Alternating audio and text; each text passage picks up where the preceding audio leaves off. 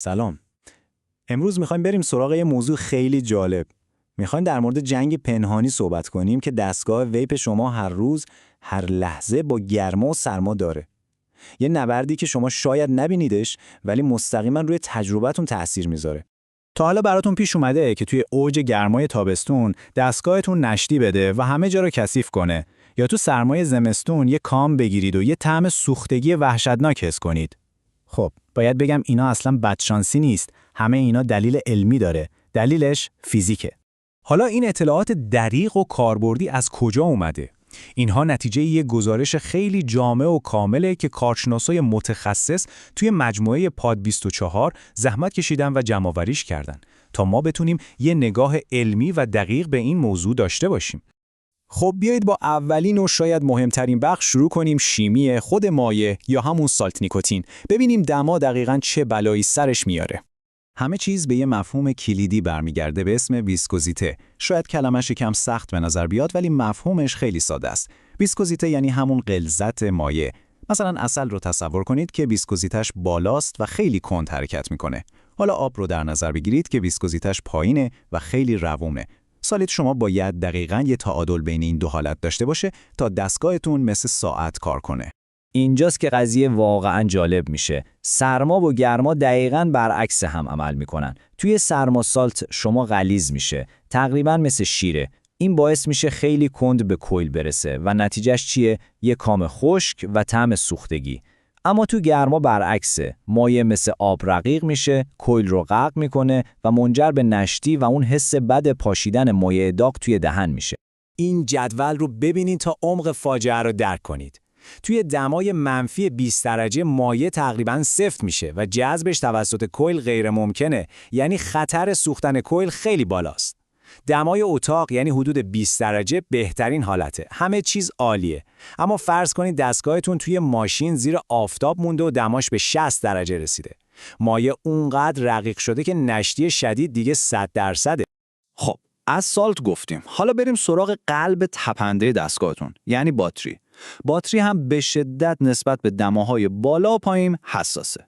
توی سرما مقاومت داخلی باتری میره بالا. حسی که به شما میده اینه که انگار باتری خالیه، حتی اگه همین الان از شارژ درش آورده باشید. قدرت دستگاه کم میشه. از اون طرف گرما مثل سم برای باتری. واکنش‌های شیمیایی داخلش رو سریعتر میکنه و باعث میشه باتری زودتر پیر بشه و ظرفیتش برای همیشه کم بشه. و خب توی دمای خیلی بالا خطرات جدی‌تری هم در کمینه. و اینجا میرسیم به یه نکته ایمنی فوق‌العاده مهم. شارژ کردن باتری یخزده، یعنی باتری که زیر 0 درجه بوده، یه کار واقعاً خطرناکه و میتونه آسیب دائمی بهش بزنه. از طرفی اگه دمای باتری بالای 60 درجه بره، خطر فرار حرارتی وجود داره که خیلی جدیه. پس مراقبت از باتری فقط برای عملکرد بهتر نیست، برای امنیت خود شماست. فکر نکنید تأثیر دما فقط فنیه. نه، دما میتونه تجربه حسی و طعمی که شما از ویپینگ دارید رو از این رو به اون رو کنه. یه باور غلطی هست که میگه گرما کمک میکنه طعم سالات جا بیفته. این کاملا اشتباهه. گرما طعم رو بهتر نمیکنه، رسما اون رو میپزه و خرابش میکنه. طعم‌های سبک و میوه‌ای خیلی زود بخار میشن و از بین میرن و طعم‌های شیرین و دسری هم یه جورایی کاراملی و سوخته میشن. این یه تغییر شیمیاییه که دیگه راه برگشتی نداره. سرما هم دقیقاً برعکس عمل میکنه. سرما باعث میشه مولکول‌های طعم دهنده سخت‌تر آزاد بشن. نتیجهش اینه که سالت مورد علاقتون یهو بیمزه و بیروح به نظر میاد. پس اگه یه روزی حس کردید طعم سالتتون مثل همیشه نیست، شاید دلیلش فقط سرد بودن دستگاهتون باشه. خب، تا اینجا مشکلات رو کامل بررسی کردیم. حالا بریم سراغ قسمت خوب ماجرا، راه حل‌ها. ببینیم چطور میتونیم دستگاهمون رو در هر فصلی در بهترین حالت نگه داریم. برای زمستون چند تا ترفند خیلی ساده ولی مؤثر وجود داره. اول اینکه دستگاهتون رو تو جیب داخلی لباستون نزدیک به بدنتون نگه دارید تا گرم بمونه. قبل از اینکه یک کام عمیق بگیرید، چند تا پاف کوتاه بزنید تا کویل آروم گرم بشه. و از همه مهمتر، هرگز یه دستگاه یخزده رو به شارژ نزنید. حتما صبر کنید تا به دمای اتاق برسه. و اما برای تابستون قانون شماره 1، 2 و 3 اینه: دستگاه و سالت رو توی ماشین جا نذارید.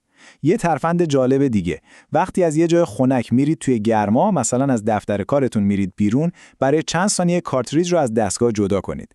این کار فشار هوا رو متعادل میکنه و جلوی نشتی رو میگیره.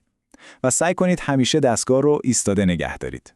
و در نهایت گزارش اینطوری جمع‌بندی میکنه که یک ویپ بی‌نقص نتیجه مستقیم تعادل دماست.